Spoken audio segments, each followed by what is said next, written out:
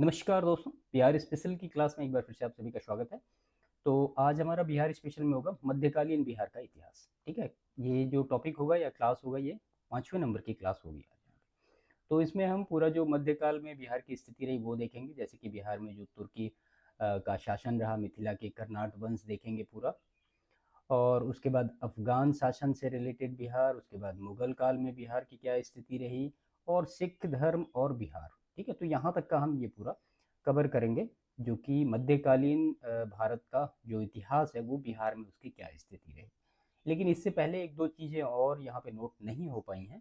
पालकालीन Bihar, last session में हमने उसके बारे में कुछ डिस्कस किया था, लेकिन यहाँ पे थोड़ा सा और उसके बारे में डिटेल देख लेते हैं, प्रश्न कहीं से भी पूछे जा सकते हैं। तो पालकालीन बिहार की अगर बात करें आप, पालकालीन बिहार, देखिए पाल वंश की स्थापना किसने की वो आप सभी को पता है, गोपाल ने की थी। और जो शासन रहा इनका, गोपाल ने पाल वंश की स्थापना की 750 से लेकर के 770 तक इन्होंने अपना पूरा शासन। और अगर प्रमुख शासक आप देखें तो धर्मपाल का नाम आता है, देवपाल हैं, नारायण पाल हैं, नयपाल हैं और रामपाल हैं।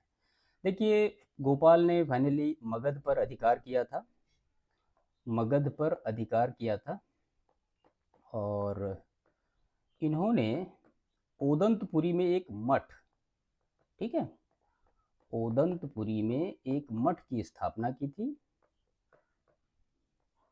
एक मठ बनवाया था और एक विश्वविद्यालय भी बनवाया था। ठीक है, ये किसने किया था? ये गोपाल ने किया था। अब गोपाल के पुत्र आते हैं, उनका नाम क्या है? उनका नाम है धर्मपाल। काफ़ी फेमस शासक हैं, आपने पहले से भी पढ़ा होगा इनके बारे में। इनका जो टाइम पीरियड रहा वो 770 से लेकर के 810 एडी तक का टाइम पीरियड रहा। ठीक है, और हर्षवर्धन के काल से ही अगर आप लास्ट टाइम थोड़ा देखेंगे तो कन्नौज जो था उत्तर भारत में राजनीतिक सत्ता का केंद्र बना हुआ था, और कन्नौज पर अधिकार करने के लिए ही जो एक त्रिपक्षीय युद्ध हुआ था जिसमें पाल और प्रतिहार और राष्ट्रकूट, ये त्रिपक्षीय संघर्ष चला था, और धर्मपाल ने भी इस त्रिपक्षीय युद्ध में भाग लिया था। ठीक है, और कन्नौज पर आक्रमण करके उन्होंने एक उपाधि धारण की थी, तो उस उपाधि का नाम है उत्तरापथ। की उपाधि किसने धारण की थी? गोपाल ने धारण की थी, उत्तरापथ स्वामी। कब धारण की थी? जब त्रिपक्षीय संघर्ष में, जो कि पाल प्रतिहार राष्ट्रकूट कन्नौज के लिए जो युद्ध हुआ था उसमें उन्होंने ये धारण की थी। और धर्मपाल के इंपॉर्टेंट काम है, इन्होंने भागलपुर में एक विश्वविद्यालय बनवाया, हमने लास्ट टाइम इसको डिस्कस भी किया था। उसका नाम था, क्या नाम था? विक्रमशिला विश्वविद्यालय। ठीक है, विक्रमशिला विश्वविद्यालय की स्थापना इन्होंने की थी, और सोमपुरी में एक बिहार का भी निर्माण कराया था। ठीक है, कहाँ पे? सोमपुरी में एक विहार का निर्माण कराया था। और जो तीसरी उपलब्धि इनके लिए रही कि जो नालंदा विश्वविद्यालय था, नालंदा विश्वविद्यालय, इसके रख रखाव के लिए इन्होंने 200 गांव के राजस्व का दान भी किया था। ठीक है, देखिए अगर जो पालकालीन जो मतलब शासक रहे वो, अगर आप देखें कि किस धर्म को मानते थे तो वो बौद्ध धर्म को मानने वाले थे। और धर्मपाल की सभा में ही, यहाँ पे इनसे रिलेटेड एक महत्वपूर्ण और भी फैक्ट है, हरिभद्र सूरी नाम है उनका, हरिभद्र सूरी। ठीक है, ये प्रमुख बौद्ध लेखक थे, इनको महत्वपूर्ण स्थान प्राप्त था। बाद में फिर धर्मपाल की मृत्यु हुई और उसके बाद उनका पुत्र जो था उसका नाम था देवपाल। तो देवपाल जो है धर्मपाल के बाद शासक बने। इनका टाइम पीरियड रहा 810 से लेकर के और 850 एडी तक का। ठीक है, और इन्होंने मुंगेर को अपनी राजधानी बनाया था, मुंगेर, मुंगेर को अपनी राजधानी बनाया। और फिर इन्होंने प्रतिहार शासक एक नाम रहा मिहिर भोज, ये इंपॉर्टेंट चीज़ है इसकी इनके लिए, तो मिहिर भोज को इन्होंने पराजित किया था। ठीक है, और जो प्रसिद्ध विद्वान एक नाम है उनका वीरदेव, इन्होंने नालंदा जो विश्वविद्यालय था, सॉरी नालंदा बिहार का प्राचार्य इनको नियुक्त किया था, वीरदेव को। ठीक है, और जावा के शासक एक थे बलपुत्र देव, इन्होंने देवपाल की अनुमति से ही नालंदा में विदेशी जो विद्यार्थी थे उनके लिए एक छात्रावास का निर्माण कराया था। तो ये देवपाल की कुछ महत्वपूर्ण उपलब्धियां हैं। तो तीन शासक के बारे में आपको अच्छी तरीके से पता होना चाहिए, एक तो देवपाल, दूसरा धर्मपाल, और पाल जो वंश के संस्थापक रहे गोपाल। ठीक है, आई थिंक क्लियर हुआ होगा ये पूरा। तो ये पालकालीन जो बिहार रहा उसके बारे में महत्वपूर्ण चीज़ें थी। इसके बाद जो मिथिला का कर्नाट वंश है वो यहाँ पे नोट ही है, हम यहाँ पे देखेंगे। लेकिन कुछ महत्वपूर्ण चीज़ें और यहाँ पे हम देखने की कोशिश करते हैं कि मध्यकालीन बिहार के ऐतिहासिक स्रोत क्या क्या रहे। एक मैं ग्राफ बना देता हूँ जिसको आप बार बार देखेंगे तो चीज़ें ऑटोमेटिक आपको सारी क्लियर हो जाएंगी 2 या 3 मिनट में। ठीक है, तो यहाँ पे थोड़ा इसको देख लेते हैं। मध्यकालीन बिहार के ऐतिहासिक स्रोत, ऐतिहासिक स्रोत क्या क्या रहे वो देखते हैं। ठीक है, देखिए अगर ऐतिहासिक स्रोत जाएंगे आप तो आपको 3 कैटेगरी में इनको डिवाइड करना पड़ेगा। तो पहली जो कैटेगरी होगी वो होगी साहित्यिक साक्ष्य। ऐसे ही हमने अपने जो एंशियंट हिस्ट्री था बिहार का उसके लिए भी ऐसे ही हमने बनाया था ग्राफ, और यहाँ भी इसको करेंगे। देखिए ग्राफ से चीज़ें हमेशा याद रहती हैं, बार बार आपको पूरा नोट्स देखना नहीं पड़ता है। पूरा तात्विक स्रोत, और उसके बाद जो मतलब यूरोपीय राइटर आए, यूरोपीय लेखकों का जो विवरण है उनसे भी हम, या आप ये कहें यूरोपीय यात्रियों का, यूरोपीय यात्रियों का विवरण। ठीक है, तो इन 3 चीज़ों से हम जो मध्यकालीन बिहार है उसकी एक कंप्लीट स्थिति अपने सामने रख सकते हैं। तो अगर साहित्यिक साक्ष्य में आप यहाँ पे देखेंगे तो आपको क्या क्या चीज़ें मिलेंगी। तो सबसे पहले तो दिल्ली सल्तनत का जो इतिहास रहा, दिल्ली सल्तनत कालीन इतिहास, सल्तनत कालीन इतिहास की बात करेंगे या साहित्य की बात करेंगे सॉरी, तो उसमें 2-3 बुकों के नाम हैं।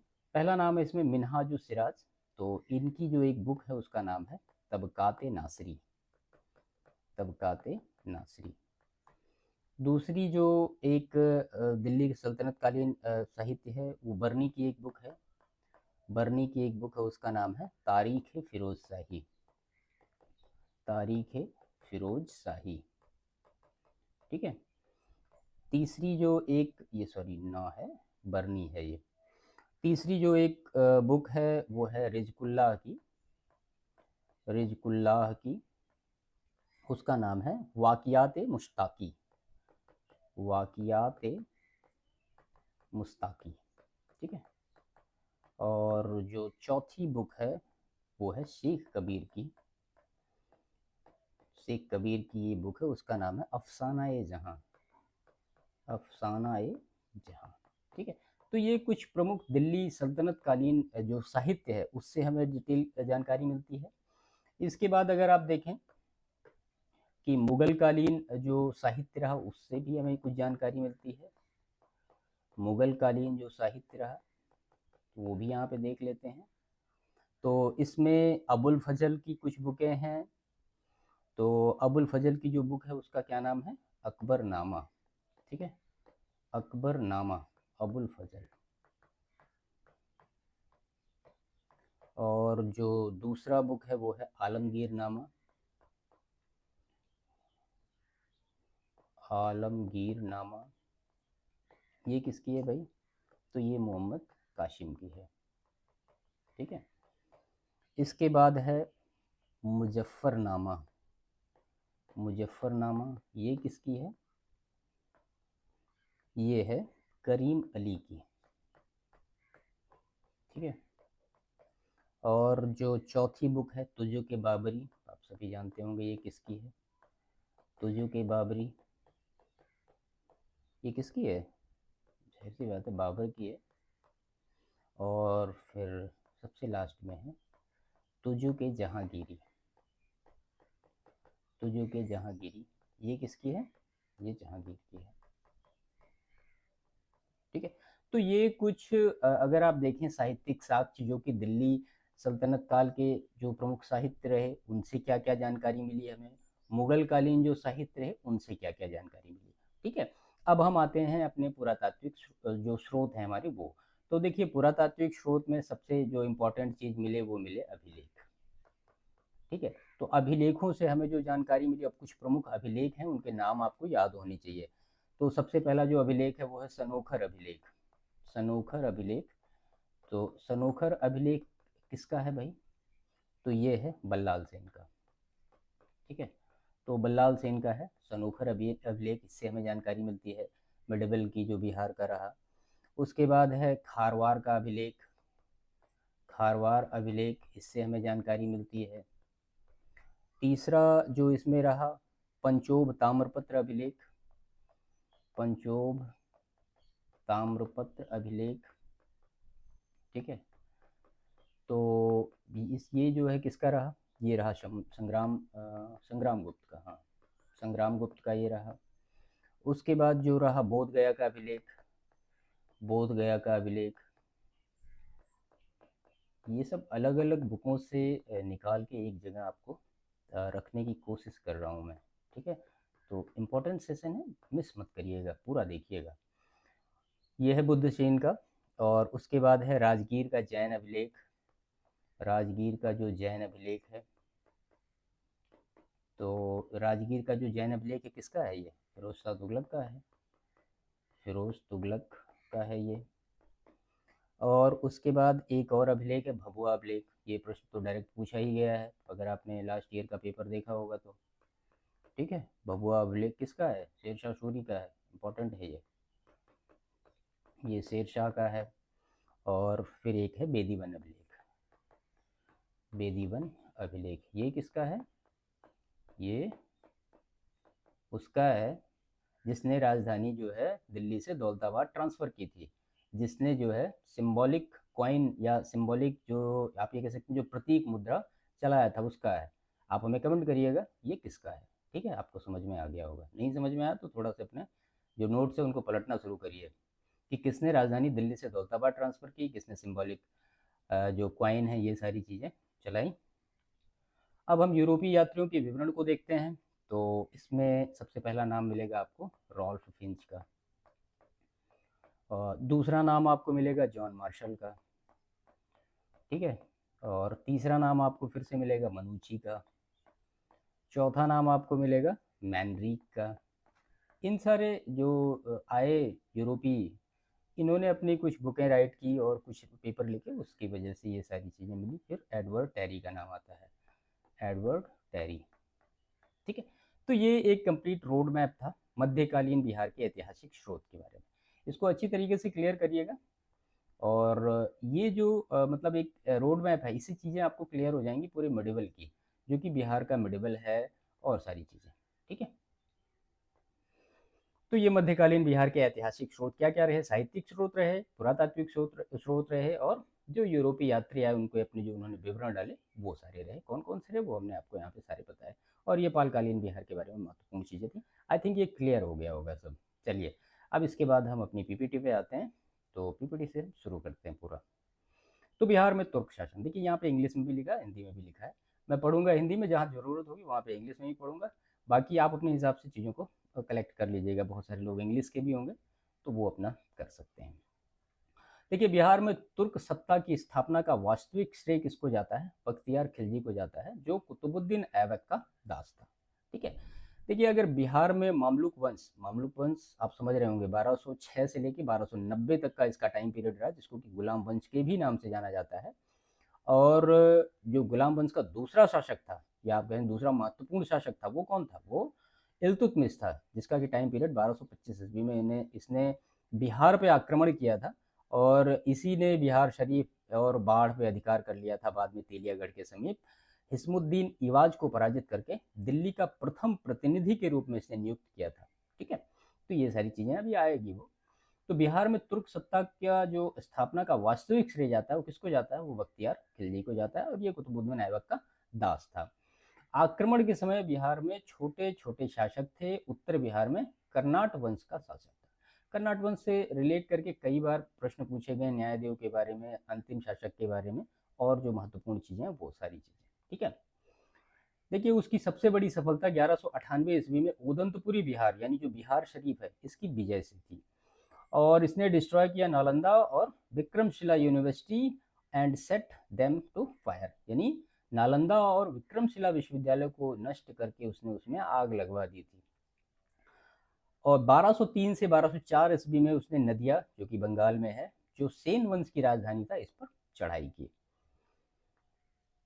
लक्ष्मण सेन ने बिना लड़े ही भाग गया। लक्ष्मण सेन जो था वो बिना लड़े ही भाग गया और बख्तियार खिलजी ने लखनौती को अपनी राजधानी बनाया।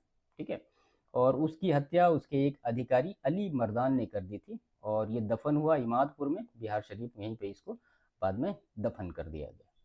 तो ये तुर्क शासन का जो हिस्ट्री था बिहार में कैसे। इल्तुतमिश के बाद जब बलबन दिल्ली की सल्तनत की गद्दी पर बैठा तो उसने फिर से मतलब बिहार को बंगाल से अलग किया।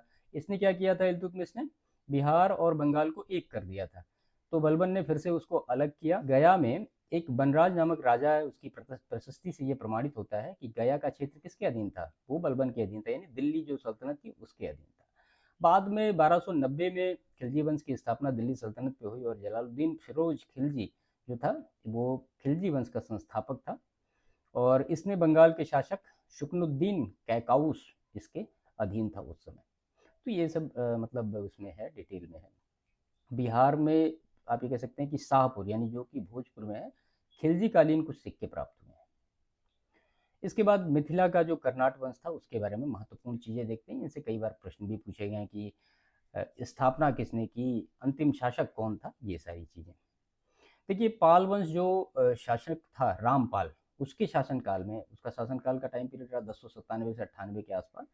तो बिहार के तिरहुत क्षेत्र में ही कर्नाट वंश का उदय हुआ था। ठीक है, और इसका संस्थापक कौन था, न्यायदेव।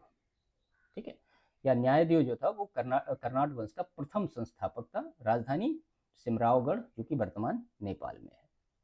12वीं शताब्दी के आसपास कर्नाट वंश तथा सेन वंश के मध्य कई युद्ध हुए और इसके परिणाम स्वरूप मिथिला क्षेत्र पर सेन वंश का अधिकार हो गया और इस समय कर्नाट वंश का शासक कौन था, नरसिंह देव था।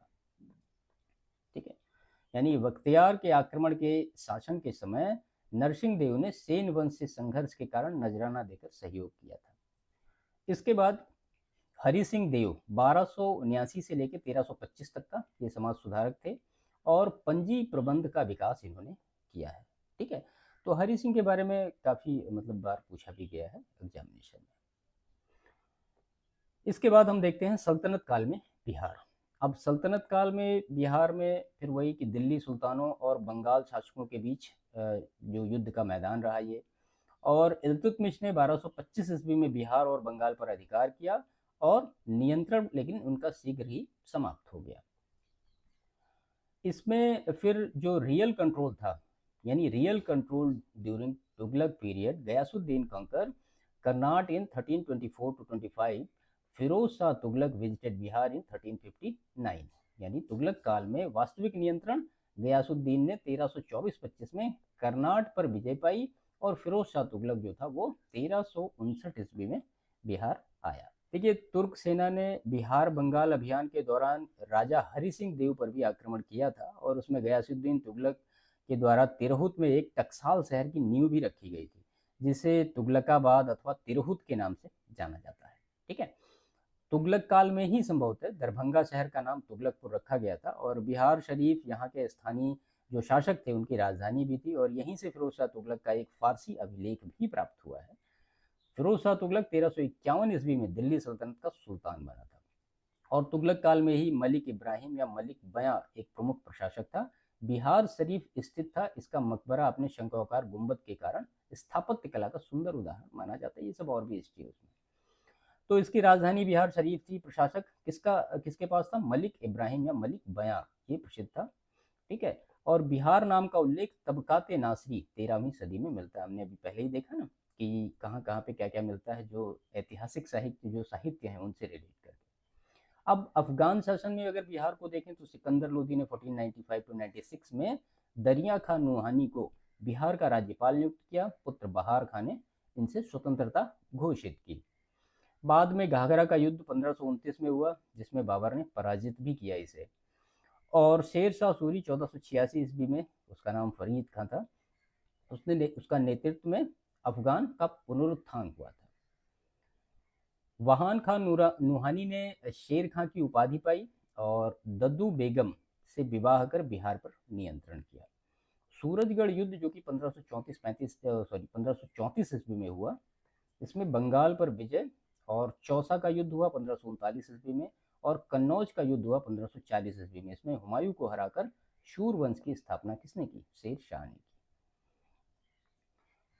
1541 ईस्वी में पटना किला बनवाया, राजधानी बनाई और रोहतास का किला भी बनवाया और जब्ती प्रणाली को लागू किया इसने। 1545 ईस्वी में कालिंजर अभियान में मृत्यु हुई और सासाराम के अष्टकोणी मकबरे में इसको दफन किया गया। ठीक है, तो ये दफन कहाँ किया गया? सासाराम का जो अष्टकोणी मकबरा है, मतलब प्रश्न कई बार पूछा जाता है कि सासाराम का जो मकबरा बना है वो कैसा है, तो वो अष्टकोणी मकबरा है। इसके बाद फिर मुगल काल में जो बिहार की स्थिति रही वो क्या क्या है? देखिए, अगर शेरशाह द्वारा निर्मित आप सड़कें देखें तो कई सड़कें हैं, इसको नोट ही कर लीजिए। हम बस सामान्यतः एक ही जानते हैं, जीटी रोड, है ना, लेकिन 4 हैं। तो इसमें पहली है बंगाल से सिंध तक का, बंगाल से सिंध, और दूसरी है आगरा से बुरहानपुर, आगरा से बुरहानपुर, और जो तीसरी है वो आगरा से चित्तौड़, आगरा से चित्तौड़ बनाई, और जो चौथी है वो लाहौर से मुल्तान। ठीक है, तो ये कुछ सड़कें बनाई उसने। अब मुगल काल में बिहार, तो मुगल कालीन जो बिहार रहा वो 1526 से लगभग 1676 ईस्वी तक के आसपास रहा। 1526 में पानीपत का जो फर्स्ट बैटल हुआ, जिसमें बाबर ने दिल्ली का जो शासक था इब्राहिम लोदी, इसको पराजित किया। बाद में भारत में मुगल वंश की स्थापना की, और जो बिहार क्षेत्र था उस पर मुगलों का अधिकार जो है 1574 से 1580 के आसपास हुआ। 1574 से लेकर के 1580 के बीच में ये बिहार पर मुगलों का अधिकार हुआ। इसमें खान खानम जो मुनीम था उसको बिहार का सूबेदार भी नियुक्त किया गया था। तो शेरशाह की मृत्यु के बाद अफगान सत्ता कमजोर हुई। 1555-56 ईस्वी में मुगल शासन पुनः स्थापित हुआ। ठीक है, और जो ताज खां करारानी ने अफगान राज्य बनाया था, उसके पुत्र दाऊद खान ने अकबर का विरोध किया। 1576 ईस्वी में पटना में ये पराजित हुआ। 1580 ईस्वी में बिहार मुगल सूबा बना और मुनीम खां गवर्नर बना। बाद में राजा मान सिंह 1587 से 94 ने सत्ता मजबूत की और इसकी राजधानी कहाँ बनाई? रोहतास बनाई। और जहांगीर के समय छोटा नागपुर पर अधिकार हुआ और हीरा और सोना इसको प्राप्त हुआ। देखिए, जब 1574 में अकबर जो है पटना पहुंचा था, तब हाजीपुर दुर्ग पर चढ़ाई करके उस पर अधिकार किया था। कौन सा दुर्ग था वो? हाजीपुर दुर्ग। यहाँ पे आप इसको लिखिए, हाजीपुर दुर्ग पर उसने अधिकार किया था। ठीक है, इस पे मतलब युद्ध हुआ था आप कह सकते हैं। बाद में 1575 ईस्वी में अकबर ने मिथिला के शासक को पराजित किया। 1580 में अकबर ने बिहार को क्या किया? मुगल साम्राज्य का एक सूबा घोषित कर दिया, और राजा मान सिंह को बिहार का, जो आप कह सकते हैं मुगल साम्राज्य को सुदृढ़ बनाने के लिए एक नियुक्त किया उनको। और आईने अकबरी के अनुसार अगर आप देखें तो बिहार जो सूबा था वो 7 सरकार उसमें थे। कौन कौन थे? बिहार था मुंगेर, तिरहुत, हाजीपुर, रोहतास, चंपारण और सारण। इन 7 सरकारों में डिवाइड था, और प्रशासनिक सुविधा के अनुसार उनको 199 परगनों में भी विभाजित किया गया था। ठीक है, बिहार को, और ये 7 सरकार में विभाजित था। ठीक है, ये अकबर के टाइम पीरियड में सारा हुआ है। इसके बाद फिर औरंगजेब ने 1702 ईस्वी में राजकुमार अजीम को सूबेदार बनाया और पटना का नाम क्या किया? अजीमाबाद किया। 1658, ठीक है, 1658 ईस्वी में औरंगजेब और दारा शिकोह दोनों ने, इन दोनों के मध्य मतलब युद्ध हुआ था, और जिसमें औरंगजेब विजयी हुआ। और औरंगजेब ने क्या किया? जो राजकुमार अजीम था उसको बिहार का सूबेदार बनाया, और अजीम के बेटे का नाम क्या था? फर्रुखसियर। उसका जन्म कहाँ हुआ था? वो पटना में ही हुआ था। और बाद में फिर 1700 ईस्वी में औरंगजेब ने मुर्शीद कुली खां को बंगाल का दीवान बनाया, और 1717 में फर्रुखसियर ने उसे बंगाल का सूबेदार बना दिया था। वो कहानी आप, जो बंगाल की स्थापना, ये सारी चीज़ें वो आप पढ़ेंगे वहाँ पे तो आपको मिलेगा। और मुर्शीद कुली खां के बाद सुजाउद्दीन, टाइम पीरियड 1727 से 1739, और सरफराज खां 1739 से 1740, ये सारे बंगाल के नवाब रहे। उसके बाद टाइम पीरियड आता है अलीवर्दी खां का। 1713 ईस्वी में फर्रुखसियर का राज्याभिषेक पटना में हुआ, और बिहार में पहला मुगल राज्याभिषेक था। ठीक है, ये पैदा भी यहीं हुआ था और इसका जो राज्याभिषेक भी यहीं हुआ। औरंगजेब की मृत्यु के बाद बिहार बंगाल का हिस्सा बना। मुर्शीद कुली खां, सरफराज खां, अलीवर्दी खां यहाँ पे 1756 ईस्वी तक इन लोगों ने यहाँ पे शासन किया। अलीवर्दी खां का जो टाइम पीरियड रहा वो रहा 1740 से लेकर के 1756 तक का, ठीक है। और 1740 में ये नवाब बना। कुछ महत्वपूर्ण चीज़ें इसके बारे में है। देखिए, अलीवर्दी खां की 3 पुत्रियां थीं, जिसमें उसने से एक की शादी ढाका में की, दूसरे की शादी पूर्णिया में की और तीसरी की शादी उसने पटना में, मतलब शासकों के साथ ही की थी।